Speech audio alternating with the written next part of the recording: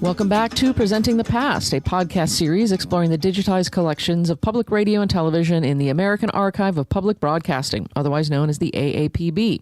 I'm Christine Becker, Associate Professor in the Department of Film, Television, and Theater at the University of Notre Dame, and co-host of the Acamedia podcast from the Society for Cinema and Media Studies. The AAPB website now features over 74,000 public radio and television items streaming online, and this podcast brings you conversations with the scholars, educators, and media producers who have used or created that archival material, and they share their insights into what gems are there awaiting your visit to americanarchive.org.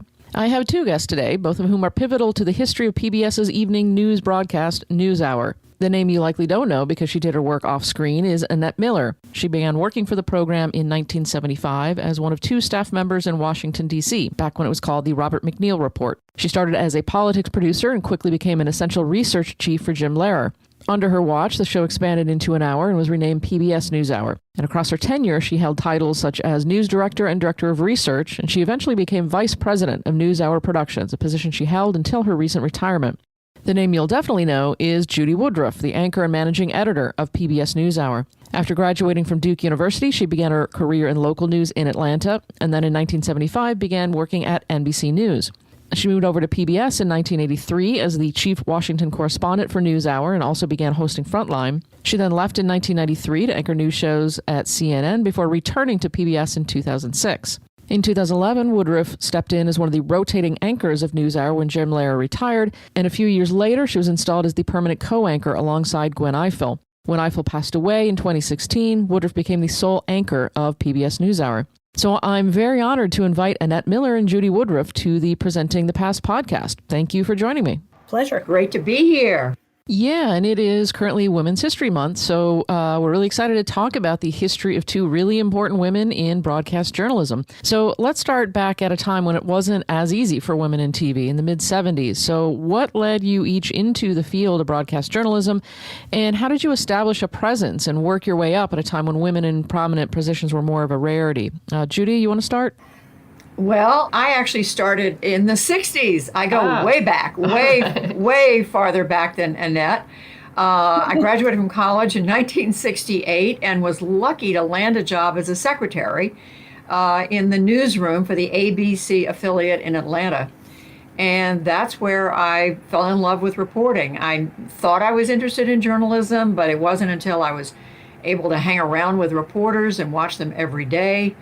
And I did that for a year and a half. A little bit of that time I spent doing the Sunday night weekend weather for 5 minutes on this ABC station in Atlanta. It was not something I wanted to do, was kind of dragged into it because I was told if I didn't get some on-air experience somehow, I was never going to have a shot as a reporter.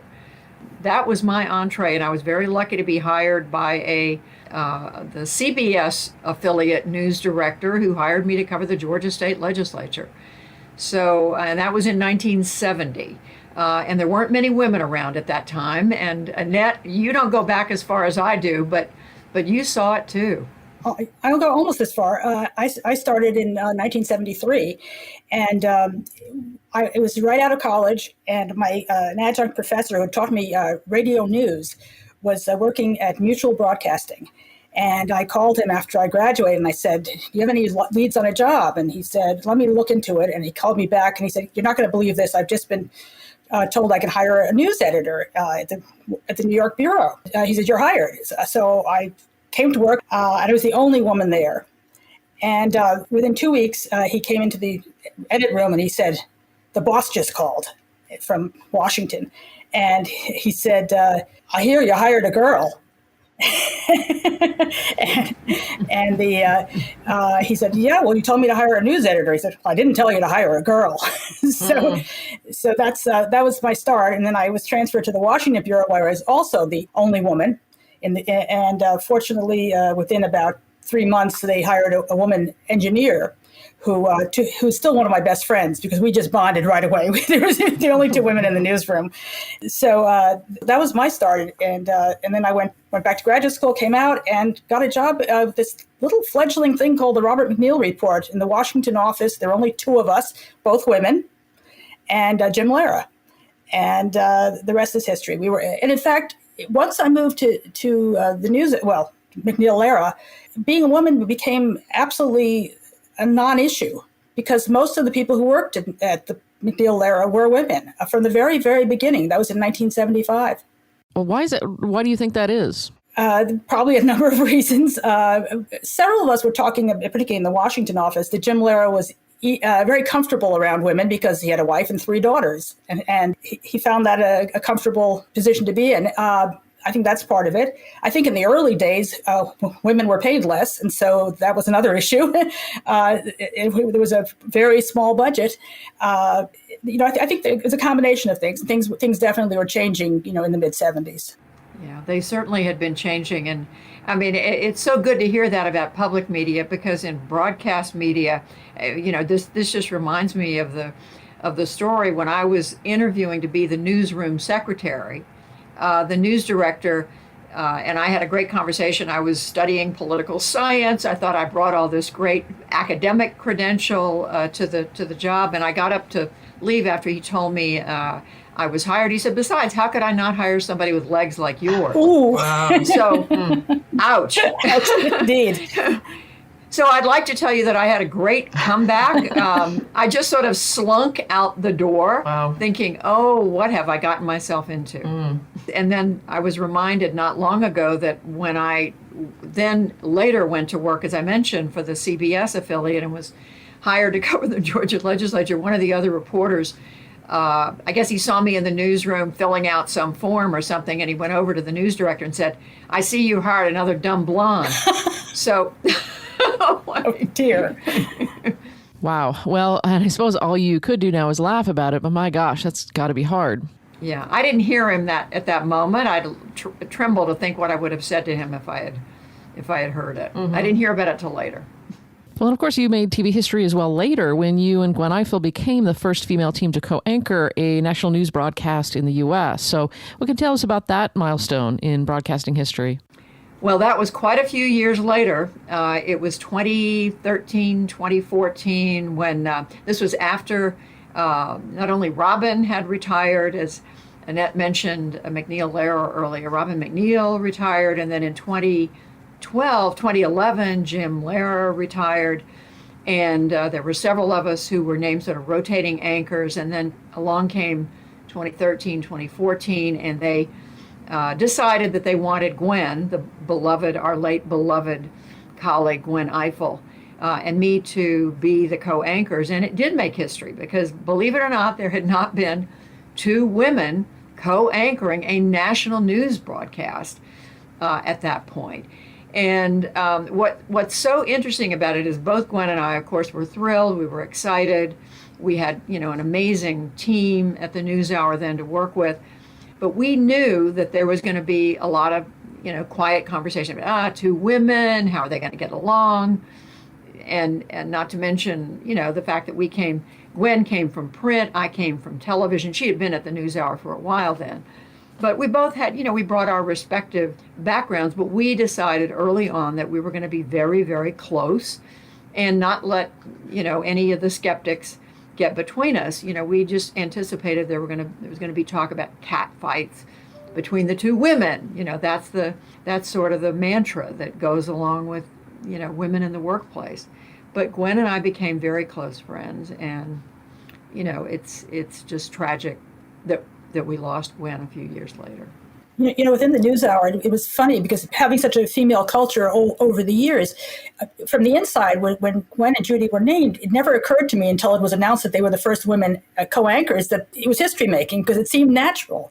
It started in 1978 or 79 with Charlene Hunter Gault, and then Judy came, I think, in 83, and there was Elizabeth Farnsworth and Margaret Warner and so many other women in very prominent positions at NewsHour that it never occurred to me until someone said, "This is the first female anchor team." They said, "Really?" Yeah, no, it's true. I mean, going back to Charlene in the very beginning, who still, by the way, contributes to the NewsHour to this day. So along the way, through all of that, you're just trying to do your job. So let's turn to that now, your jobs and a typical day at NewsHour. What goes into deciding what news stories will be broadcast on a given night from the producer's perspective and then from the reporter or anchor perspective? Well, I have to say, we're talking at a very busy news time as we are having this conversation. We're covering this terrible war in Ukraine and watching death and destruction every day. So that has become a huge part of what we do. But our routine is really, it's really, it's to me, it's an amazing thing to watch. We've got a staff of, I don't even know how many people it is. I know we've added a number of people in the last few years, particularly on the digital side, but also on the broadcast, the television side. We are, we're over 125, maybe 150 people. We have a morning meeting every day at 9 o'clock Eastern, where I would say anywhere from 60, 70, 80, 90 people participate on this call. It's been Zoom ever since the start of the pandemic in March of 2020.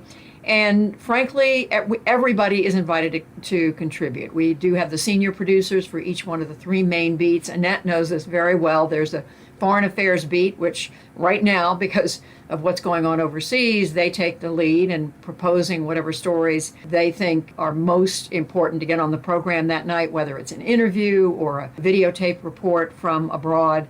And so we hear from the foreign beat, we hear from the political and other issues beat, and then we hear finally from the national beat, which is everything from the economy to healthcare, which you can imagine during the pandemic, they were enormously busy. But so the senior producers present, the rest of us respond. We have a conversation. We talk about who should we be talking to today. And then you factor into this the work that's been done in previous weeks, pieces that were done, interviews that were done that are now ready to go. They've been edited. They are 5, 6, 7, 8 minutes long. And we are factoring in, okay, we want to lead with Ukraine, or we're going to lead with COVID, and we've got a story about an interesting farmer in Idaho, and so and it's Black History Month, and we've got a couple of feature pieces tonight on Black writers, for example, and we'll put that together 9 o'clock in the morning, 9:30, 10, and then through the day that evolves. It sometimes it holds, more times than not it doesn't hold. News comes in. Something changes, a guest isn't available. I mean, just as an example, today I'm supposed to tape an interview in the mid-afternoon with Dr. Anthony Fauci about COVID funding. We think that's solid, but it's been known to happen. His schedule could change. He gets called to the White House. And so we have to scramble and figure out how are we going to make a replacement. Or news happens and we change the show. But there is a structure. It's a terrific. What I love about our executive producer, Sarah Justice, she's really good at pulling in comments and ideas from everybody on the staff. And to me, that's the strength of the NewsHour, that it's not just the work of Judy Woodruff and the correspondents. And by the way, I'm so blessed to work with this extraordinary team of correspondents. Annette knows them well. But it's the ideas of everybody there, the producers, the editors, frankly, people all over the country now. No, I think this process has evolved over the years. In the early days, it was just about a handful of people were in the morning meeting, maybe first a half dozen and then maybe as many as a dozen. Its staff has grown immeasurably since then, for one, but having everybody in the meeting has increased the texture of the NewsHour, has made it a more textured product. I think it's really helped a lot. You have the stuff that's fun to watch. You have the stuff that's important to watch. You have the stuff that attracts different generations. It's really great. Do you think there's something particularly distinctive then about the NewsHour approach to news that might be different from what is happening at the same time at, say, CNN or CBS News? I think so. I think it's far more textured than other newscasts. Obviously, a story like Ukraine is going to dominate anybody's newscast. I mean, and there have been way too many of those type stories in the past. I was saying before Judy got on that in the last 5 or 6 years, I mean, it has been nonstop news cycle and with 1 or 2 stories just dominating the way they never did before. So that changed a lot too. But I still think that NewsHour, for example, the arts beat. I mean, very few people have an arts beat and have those interesting stories that sometimes meld with the news of the day and sometimes they don't. Sometimes they just take you in another direction, but it's a relief. It's a wonderful direction. Yeah, it's exactly what Annette said. It's having something like the Arts Beat. Jeff Brown has taken that. We call it Canvas now, and it's everything from writers to dancers to musicians, people who are in the theater. It's been a rich tapestry, frankly, of American art, of the American art scene, and even international at times. The other thing I would say is that the mission of the NewsHour from the beginning, when Jim and Robin came together, was to offer a deeper look than what was available on the commercial networks. We never, I think Annette can explain this much better than I can, but the idea was that there's more to the news than just telling the who, what, when, where. It's the why. It's how did we get here. It's the historical context. And that's really driven us from the very beginning. And even though the look of the show is very different today, in the beginning, there were long interviews that Jim did or Robin did or Charlene did. And then when I came along, I remember doing 15-minute long interviews on trade policy or, really exciting stuff. Because we're all nerds at the NewsHour, in the best sense, and that's changed. People's attention spans have shortened, enormously, given what's going on with the internet and social media. So that all has taken its place. But the mission hasn't changed, and the mission still is to take you beyond what is obvious, what you've seen somewhere else or heard on the radio.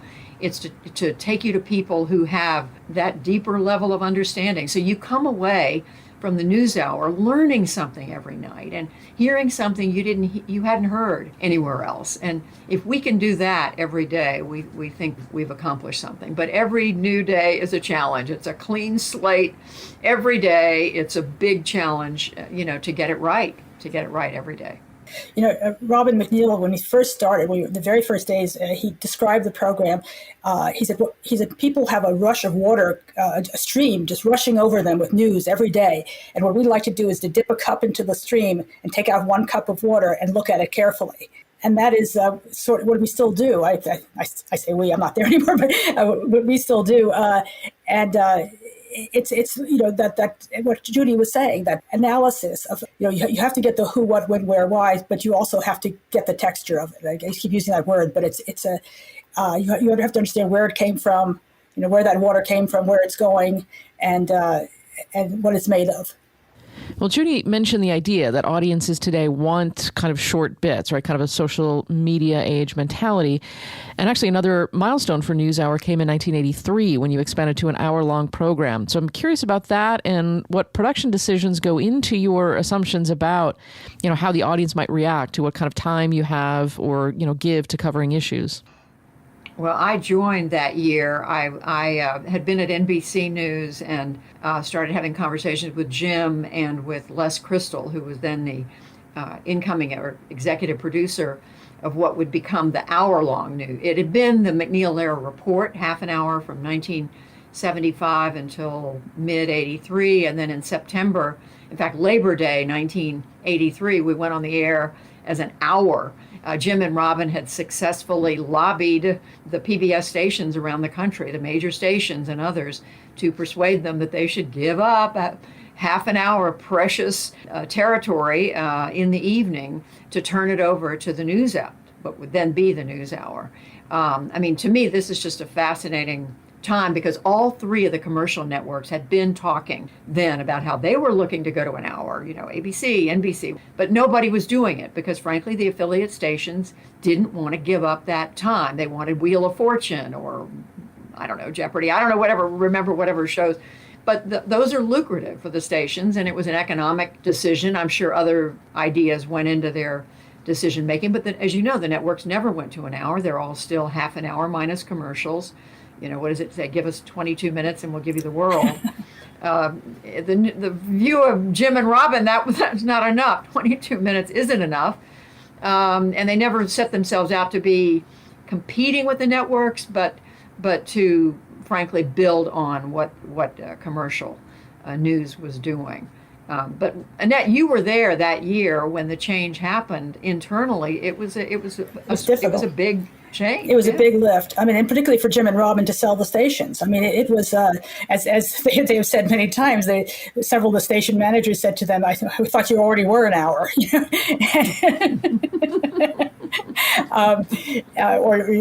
Jim's favorite line is, we dare to be boring, which was, and it takes guts. I thought Robin said that. I thought Robin was the one who coined "We dare to be boring," but maybe it was Jim. Okay, maybe I may have gotten it wrong. Both. Maybe both. But it was a hard lift.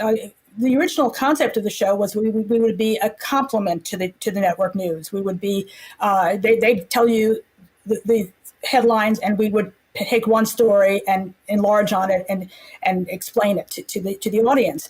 But then they decided that at an hour they could do more than one story and explain it to the audience. They could also do headlines. And there was a lot of, Judy will remember, there was a lot of playing with the format for the first year. There was, whether there was a news summary at the beginning.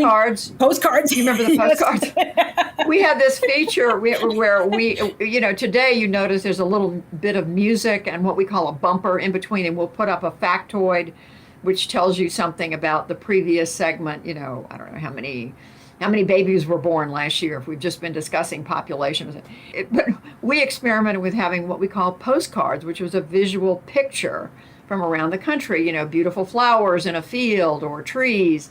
And at some point somebody said, it doesn't work in a newscast. We need something that's projecting forward and informing and so forth. But there were other ideas. We had, I think the music evolved a little bit, I think, from the half hour to the hour, and then it changed again. Yeah. With the Gwen and Judy evolution. It still has a little bit of the basic Bernie Hoffer original score, but it's just evolved and evolved and evolved over time.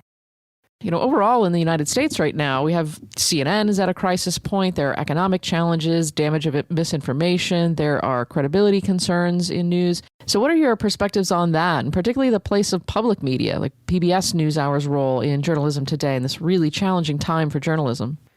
Well, I can start and just say that I think it's fair to say that journalism in our country has been under assault, really, for the last 6-7 years, since 2015, 2016, since, we had politics in this country, and then a president who argued that most of the media was fake.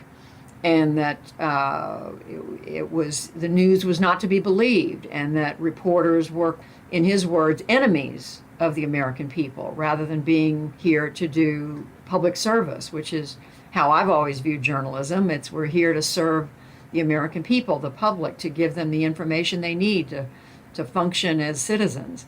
But instead, we had a candidate and then a president who turned that on its head and had just the opposite focus. And I think that's proven. I don't put the blame only on former President Trump, but I think that the pace was set by much of what his beliefs were. And I think there were many politicians who followed along behind him with those same arguments, and they persist today as he persists today in making those same statements. So it made our work not only more challenging on a day-to-day basis to explain, we have this information and we know that it's true because we checked out the sources. The old-fashioned idea of, you confirm something with at least 2 sources, and they're sources who are credible. It seems to me we had to go an extra step and explain why we believe something to be accurate. But when even that is declared, quote, fake by powerful figures, it makes your work even more difficult and challenging. And so the press was under a microscope, and then that attitude spread among the American people. There are now a large percentage, I don't know what the latest polls show, of Americans who say they don't believe the media, they don't trust the media. So we've got a lot of work to do, journalists broadly speaking, to try to restore the faith of the public in the work that we do. And I don't underestimate the difficulty of that. It's not going to happen overnight. Journalists have never been doing this as a popularity contest, but at least I think it's really important for the American people to understand, and for journalists to understand, that our role is here to get information out there. It's one of the essential elements of our democracy. But we're not there. You asked just quickly, Christine, about the role of the NewsHour, and it's pretty much been what I said. I mean, we have felt, and I have felt from the beginning of this era, this period, that we have to work extra hard to be accurate, which has always been just a given. Of course, you're going to be accurate. You're going to try to be accurate, and when you make a mistake, admit it. But also to be as fair as we can be in our reporting, to make sure we're getting all points of view, even the most skeptical, people who are skeptical of what we're doing. It's important to get those voices on and to plow ahead every day and not to get caught up in the day-to-day criticism of the media. It's not in our interest ever to get in a fight with our political leadership. Our job is to cover the news and keep doing that day after day after day. I find the mailbag fascinating for the NewsHour because the letters, the emails that come in from viewers, and on any given day you'll find one that says, no, you're favoring the left. And the next one will say, no, you're favoring the right. And you say, well, must be doing something right because both because, it's really interesting how viewers bring their own perspective to what they're seeing on the screen and hearing from the newscasters. And it's really, there's such a division now between people who watch, the right-wing media and the left-wing media, but it seems that there seems to be a pretty good mix of people watching NewsHour. And they do bring to it what they want to bring to it in some sense, but they're respecting it as something that both sides can watch. So the reason you're on this podcast is because of the PBS NewsHour Collection in the AAPB. So that's thousands of broadcasts that you both worked on and an extremely rich resource of moments in American and global history and broadcasting history. So I wonder if there's any broadcasts that you would flag for our listeners as particularly interesting or important viewing or, really important historical moments that you remember well. Well, Annette, maybe you want to talk about the earlier era. I mean, Jim and Robin had some extraordinary, the programming, of course, extraordinary, but Jim and Robin had some extraordinary interviews with world leaders, the Ayatollah in the early days of the Iranian Revolution, and so many others. Yeah, that era, Judy, is what I was going to raise also. When the hostage crisis, it was in 1979? Yeah, 79 and then into 80 when Reagan. No, it's 81 to 81. That's right. Yeah, it started December of 79 and then 80. Yeah. We had amazing coverage, as Judy pointed out. I mean, we had the Ayatollah, but before the Ayatollah, we had the Shah of Iran, and that was an amazing interview in Williamsburg, Virginia, with Jim and Robin sitting down with the Shah, and Jim just pointedly said, "How many political prisoners do you have?" And he said, I don't know. I don't remember the number off the top of my head, but it was something like 3,000. And it was matter of fact.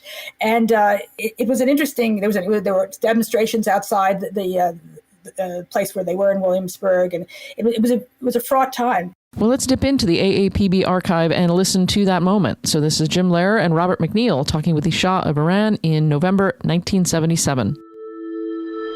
The things that they are charging against you and your government fall in this area of human rights, and they particularly in the area of squelching political dissent. And so my question is this: are there 100,000 political prisoners now in Iranian jails as they charge? There are 2,200. What are their crimes? What are these 2,200?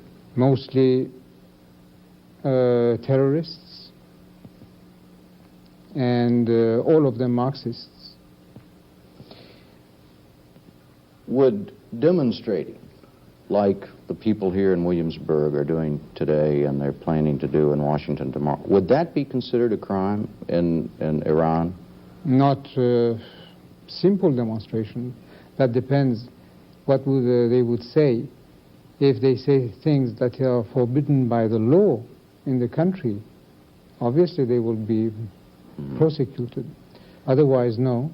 Well, so I'll understand this, and the American audience understand what is considered a crime punishable by jail in the political area in Iran. For instance, is to criticize you personally. Is that a crime punishable by imprisonment? That depends what it is said. But what is outlawed in our country, it's communism. It's communism. Yes. So if you advocate communism, that in itself is a crime. That's illegal. That's illegal. To criticize you and your government is not illegal. Not the government, anyway. My God, they are doing that all the time. But you, yourself? Is that permitted? Not if it is against what you call lèse-majesté in French. I think that this is a law that you have in many places. And then Robin went to Paris, or outside of Paris, where the Ayatollah was in exile. And I remember we had a wonderful young reporter in those days named Rob Hirschman. And Rob, I'll remember that morning meeting when Rob came in and said, we can get an interview with this Ayatollah. And he started explaining, this guy is like the Pope of Iran. And everybody going, what? And so they agreed to go and interview him. And I happened to tag along on that trip because we went to London first and did Nixon's first speech after his presidency at the Oxford Union. And I was doing politics at the time. So I went to London to help Robin with that. And then they were going on to Paris, and I had never been to Paris. So I paid my own way and went to join them on the trip. And it was just amazing. I mean, the Ayatollah, was sitting on the ground with Robin sitting cross-legged with him and talking about, are you arming your followers? And the Ayatollah said, yes, he was arming his followers. And it was a fascinating interview. Ayatollah, do you know yourself whether your followers are armed? آیا خود شما آیت الله مطلع هستید که طرفداراتون مسلح شدند؟ به ما گفتند که ما میخوایم مهیا بشیم. من هم اجازه مهیا شدن را دادم. They have told me that they are getting prepared and I have given the permission to prepare themselves. Which means getting arms. که به معنای اینه که اسلحه جمع‌آوری بکنن. بله. Yes. And then what followed was a lot of interviews in the studio, which Rob Hirschman had arranged, with a lot of the dissidents, the followers of the Ayatollah, the followers of the Shah, in a MacNeil Lehrer style discussion. But it really got into the inner workings of what was happening in Iran and why it was happening. And so that whole series was incredible. And then there was the wars in Central America, which Charles Kraus was a correspondent then for us, and he did amazing work trudging through the fields in Central America, in Nicaragua and El Salvador, and coming back with wonderful, wonderful stories. Let's listen to an excerpt of one of those reports from Charles Kraus. He's reporting here from Nicaragua in December 1984. And incidentally, this clip is part of a new exhibit on the AAPB website titled Burning with a Deadly Heat, NewsHour coverage of the hot wars of the Cold War. Special correspondent Charles Kraus filed this report from one of the central battlefields in Nicaragua. From afar, Jinotega looks like any other provincial capital in Central America. It's quiet, peaceful, a traditional place of farms, coffee haciendas, and small businesses. But the picture from afar is misleading. Jinotega is today a city at the edge of war. Sunday morning, December 2nd, 1984. The Sandinista army moves a convoy of troops and heavy artillery to the front. There's fighting in the nearby mountains. Just 20 miles from Jinotega City, the Contras have ambushed an army patrol. At least 9 government soldiers are dead, and another typical day of fighting has begun. Backed by Cuba and the Soviet Union, the Sandinistas claim they're fighting to defend their socialist revolution. Backed by the United States, the Contras claim they're fighting for democracy. Jinotega province is within easy striking distance of the Contras' training and supply bases in Honduras. It's become the war's principal battleground. So those were some of the early ones. And then as one who worked on the politics beat, we had some fascinating, I remember in 76, we started doing a series about the candidates, and you got to know people who worked for them. We didn't have the ability to go out with camera crews. We just didn't have the finances to do that. So we would bring people into the studio. And I remember there were people like Jody Pell and Hamilton Jordan, who nobody knew who on earth they were, but they came into the studio to talk about their candidate, Jimmy Carter, whom Judy knew very well because she covered him in Georgia.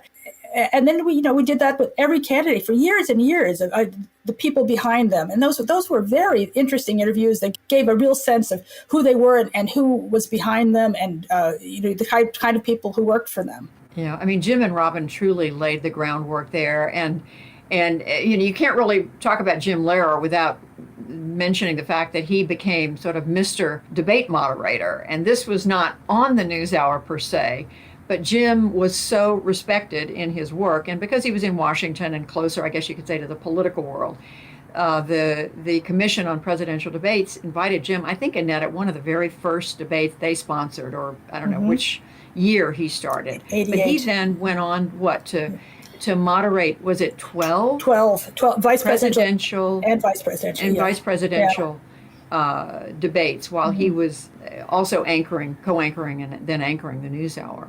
And I mean, to the point that the last one he did was he stopped anchoring, I think, at the end of 2011, and they asked him to moderate the presidential debate in 2012. So that's how respected Jim was. And of course, that, as I said, that wasn't on the NewsHour, but it certainly added to in my view, the respect, the enormous respect that people had, not just in the political world, but across the country. And then he was asked to interview. I mean, he was asked to do all four at one. In I think 2 cycles in a row. It was amazing. They couldn't find anyone else that both sides would accept. I remember that first time I met him in Williamsburg. We were doing something called Character Above All, which with a bunch of historians about the character it takes to be president. And I checked into the hotel, and there was a note for me from Jim, said, "Can you meet Kate and me for dinner tonight? I have big news." And I said, okay. And I get there, and he says, "They've asked me to host all 4 debates this year." and he couldn't believe it. And that went on for at least 2 and maybe 3 cycles. Well, then, Annette, I know you were really important behind the scenes of doing research for those debates, too. And Judy did some debates as well. I only did one national vice presidential debate in 1988. That was Lloyd Benson and Dan Quayle. But I did other primary debates over the years. Yeah, but research is absolutely essential. You don't want to walk into a debate unprepared. And I know Jim, from talking to Jim about it, I know that was huge for him, and Annette was very much involved in that. Yeah, he wanted, he'd call me with requests on different topic areas, and you put together a binder of clips on the topic areas and highlighted them and everything. The other thing that was, I used to travel to the debates with him as well, and the role there was really, it was really interesting because when you're a debate moderator, they put you in this bubble, and you were closed off from the outside world. And it's such a tense, incredibly tense situation to be in. And I remember another anchor who did a debate before Jim, and I saw there was something really big that happened in Bosnia, I think it was, that day.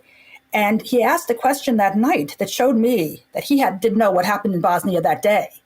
And I said, oh my gosh. And he's in that bubble, and he doesn't know.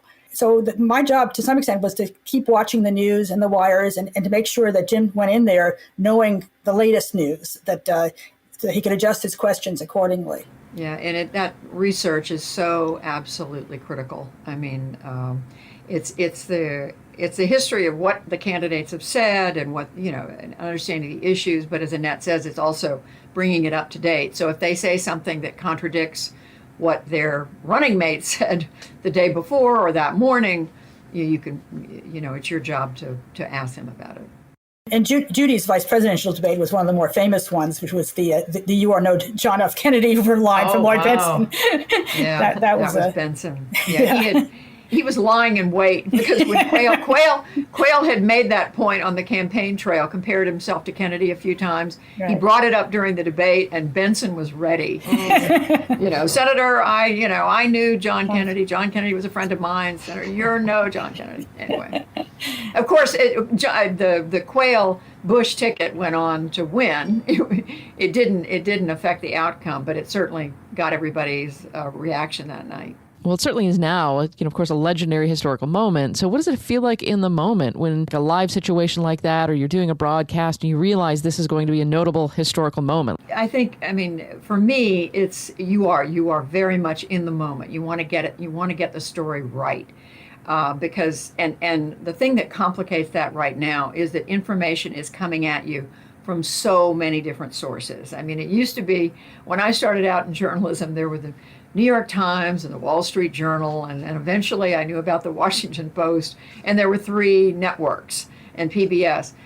Today, I don't have to tell you. There's cable, there's endless cable channels, there's endless social media, blogs, everything from Politico to Axios to, if you cover politics, there are a million different places to get information. And then there's Twitter and Facebook and Instagram, and people are posting and people are making announcements, and you have presidents announcing policy changes on Twitter. You have foreign ministers of countries like, in Europe today making statements on Twitter. So we have to watch all of that, and it puts you on hyper alert constantly. I like to say that today a reporter, if you do your job well, you'll never sleep, because because when you're asleep, a lot is going to happen. And it is, honestly, it's a challenge. It's a challenge to stay on top. And I think the other thing that it does, though, is I think it makes me realize even more the value of working with people who have experience and who have good judgment, because it's not just, who broke the story and who's tweeting this or that, but it's what does it mean and how does it fit into what we know, and is it confirmed? Just because somebody tweeted it or put up an Instagram post doesn't mean that it's correct, or because it showed up on an Axios column this morning. Those are all sources I look at, but I absolutely have to confirm. If it comes from the Associated Press, I'm much more likely to accept it than I am if it came from absolutely than if it came from some unknown blogger somewhere. In fact, I'm not going to accept that at all. But if it comes from a source that we can trust, or certainly if the original source, if President Zelensky says it and you see him saying it, that's one thing. But if somebody says that they heard that he said it, that's different. But it just means we have to work harder to do our job, to confirm what we report and to weigh what we hear, so that we don't just throw it all back at you, but we weigh what matters more in our view. And then, frankly, in a story like this, I just have to say, with Ukraine or any other breaking story, it's constantly changing. And so whatever we're telling you, Annette mentioned the river a minute ago. We're reporting on where the water flow is at this minute, but 5 minutes from now, we're going to be in a different place, and reminding the audience of that. And part of that is, you just listed off, like all these other outlets, it's a competition, and certainly in the public media space, it's a different type of competition maybe than perhaps what commercial outlets are dealing with. But how does that affect you, knowing that you're in a huge ecosystem with all kinds of competitors? Well, for me, it's that many more places to watch and be mindful of. If somebody else gets an interview with, for example, the president, we're going to pay attention to that, because the president's probably agreed to do that interview in order to say something, to make a point, to get some news out. So we pay attention to that. We have to be aware. We have to have every pore open, every nerve ending is alive and taking it in. And then once we've taken it in, figuring out, what matters and what do we need to check out, and does this change the trajectory? For example, I'll just give an example. The last few days there have been various reports and opinions that maybe a peace deal is in the offing based on what the Russians are saying. The Ukrainian deputy foreign minister will say something, and then so we're watching that, but we're not ready to say at any given moment, there's a peace deal. We will say, this is what someone has reported, this is what someone said, so we're keeping an eye on it. And everybody wants to know, is something going to happen to Putin? Is he going to be kicked out of office? Is he going to be dethroned? Lots and lots of rumors about him, but how much of that is really true? And so it's our job to look at each bit of information that we think has any any credibility and say, okay, is that worth looking at? Is it not? So judgment constantly goes into weighing all these thousands of sources of information.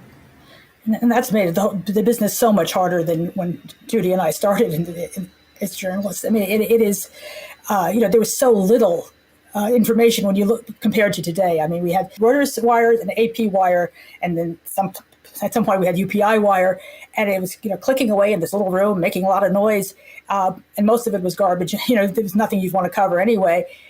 But now it's not the river that Robin talked about. It's an ocean. I mean, it is just coming at you from all sides.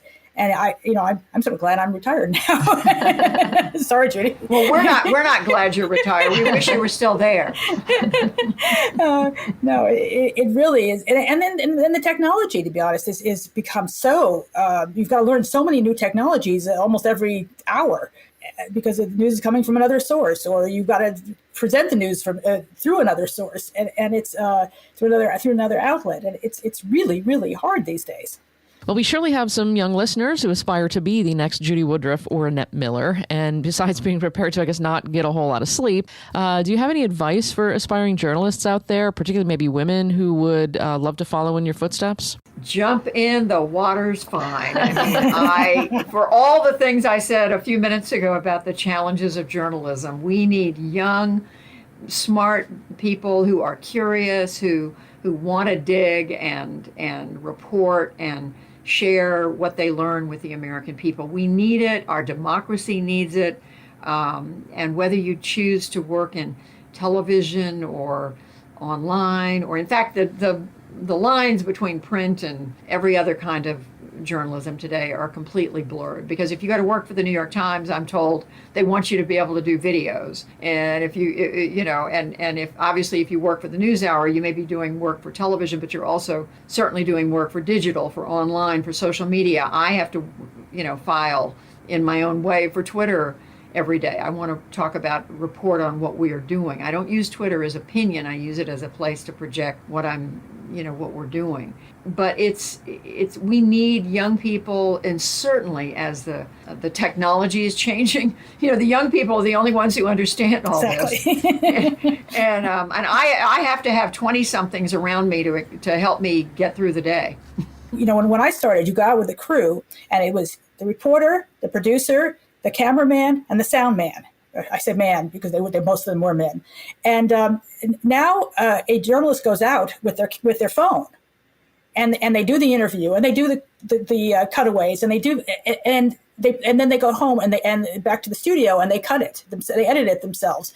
And so and when I came back with a piece of tape, I'd go into the edit room, and there would be an editor there, and we'd discuss how to cut it.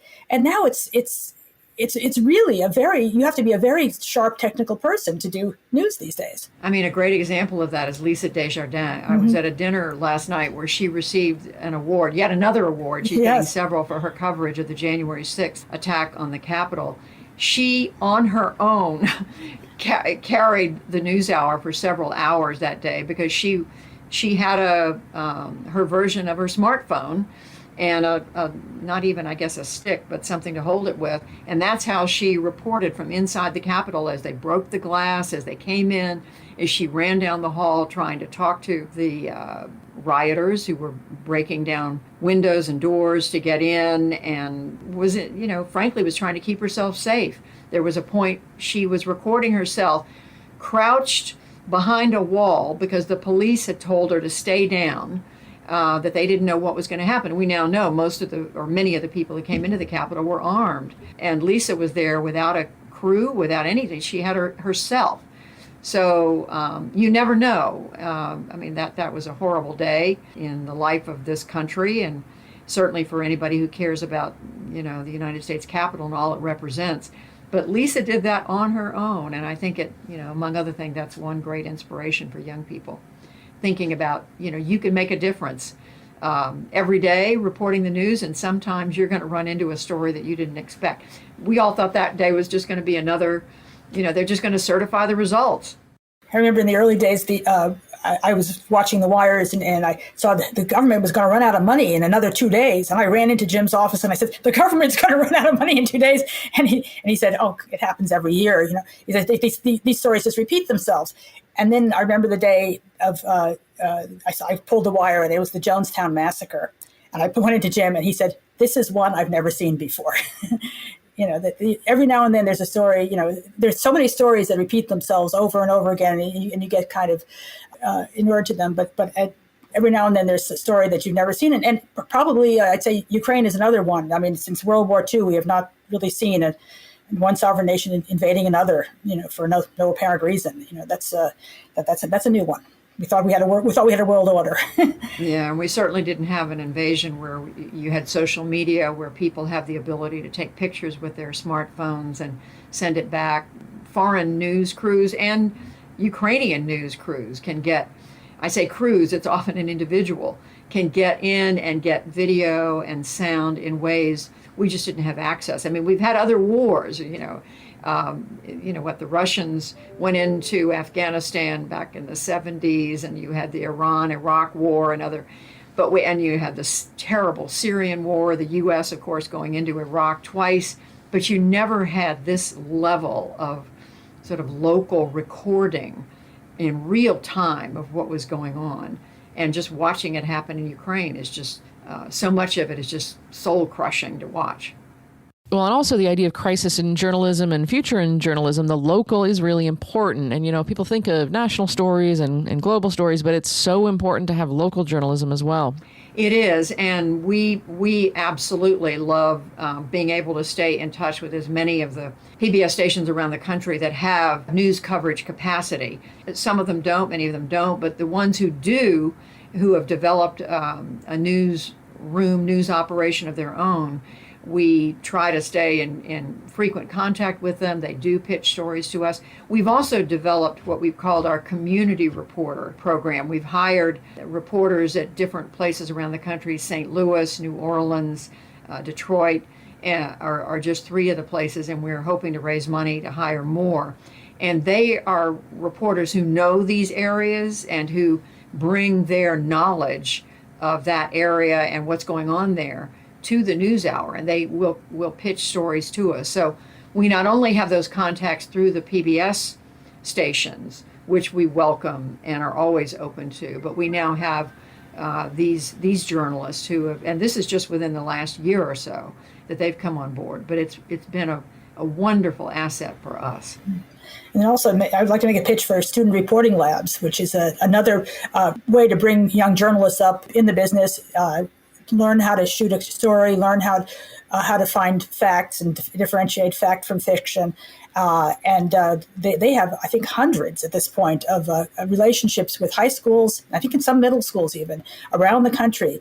And some of them have produced wonderful pieces that have actually appeared on the NewsHour. That's right. And they've made it a focus to go to look at schools in underserved areas, to be able to work with students who might not ever have had a chance to have an exposure to a national journalism program like the NewsHour. So they bring a group of them to Washington every year. At least they were before the pandemic, and I'm sure it'll resume if the pandemic ever ends.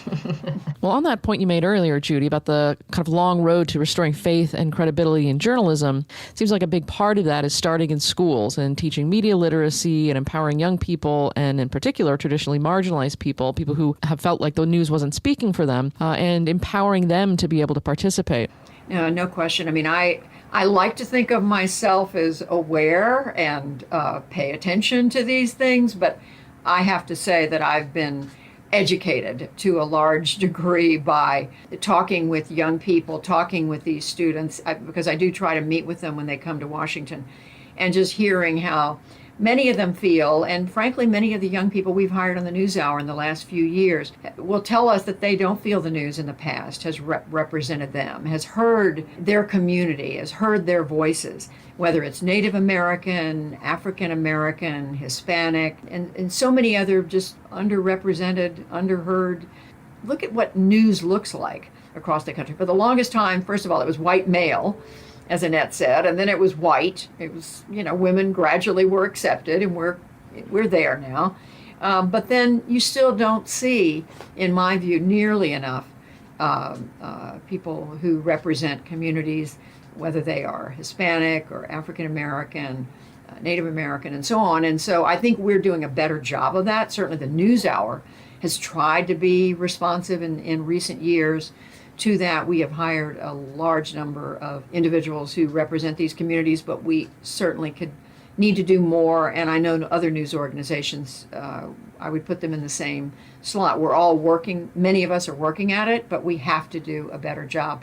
The news media who cover the country should look like the country that we cover. And that's, we have a fundamental responsibility to do that. So I wonder if you have any final reflections on PBS NewsHour as an institution. It has this incredible past legacy that, of course, people can now watch on the AAPB website, AmericanArchive.org. But we can also look to the future. I mean, do you see PBS NewsHour lasting for years to come? Well, I remember when I was hired in 1975, Jim Lehrer told me I had a job for 13 months. And I was very excited about that. It turned into 46 years. And it evolved. It had 5 names while I was there. It was the Robert MacNeil Report, the MacNeil Lehrer Report, the MacNeil Lehrer NewsHour, the NewsHour with Jim Lehrer, and the PBS NewsHour. And it evolves, but the essence has not changed. It is an institution. I truly believe that. I think it will continue to evolve. It will continue to reflect the times and the technology. I remember when we went to HD and we all said, why do we need to go to HD? What's that? And when we went online, everybody else is going online. We have to go online. We have evolved with the times. And as Judy has said, the character and the makeup of our staff and our on-air people has also evolved. And I don't see any reason why it can't continue on forever, so to speak. It's a unique institution. It has a niche following. We probably don't have the audience of the network news, but even they don't have the audience they used to have. So, and I think we've probably grown while they've shrunk. So, I bump into people all the time who are a lot younger, and I'm stunned that they say they watch the NewsHour, because we used to have this joke that we were only watched by retirees. But now we're watched by a lot of people, and of all ages. So I think it has a good, healthy future. I would just add that Gwen and I, when we were working together, used to say to each other that, what we were doing was really about working for a newscast that we wanted to be able to pass on to the next generation. That it's not so much what we were doing, either one of us, as it was making sure the NewsHour was going to stay strong into the future.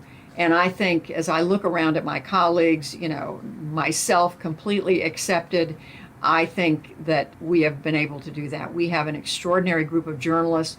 The collective talent, wisdom, judgment of the journalists I'm so lucky to work with every day gives me confidence that the NewsHour will continue and continue. Of course, there's the reality of finances. Because we are not commercial, we don't sell ads, we have to raise the money from donors, not just from the Corporation for Public Broadcasting, from individual stations, but also from foundations and individuals who support. But that has only grown. We have seen the number of people who contribute. The list, you see it at the beginning of the show, it's grown and grown. People believe in the program and what it does and what it represents. And I'll just say this, I have people come up to me and they just, it's only because they recognize me and I stand for the NewsHour, but they will say to me things like, I couldn't live, or I couldn't have gotten through the pandemic without the NewsHour. So, and I'm always passing that on to my colleagues because it's very much a group effort. But I think the NewsHour has established itself. It's here to stay. But we just have to keep, we also have to keep working at it every day. It requires an enormous amount of dedication, work, and belief in the mission every single day. And that's what's going to keep it going. Well, I think this conversation has proven the importance of believing in this program and supporting it and supporting public media. So I really appreciate the time you gave to us and to our listeners. And thank you for being with Presenting the Past. It's a pleasure. Thank you. Thanks so much, Chris.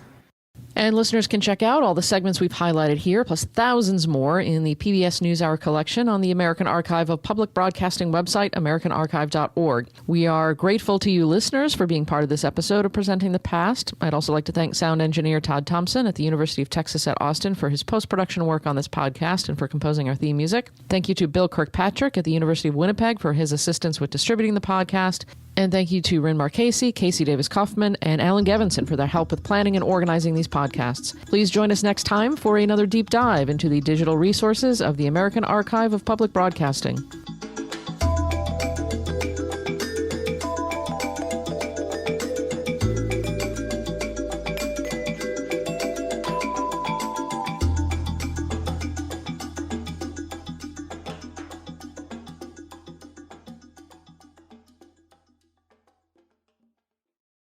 GBH.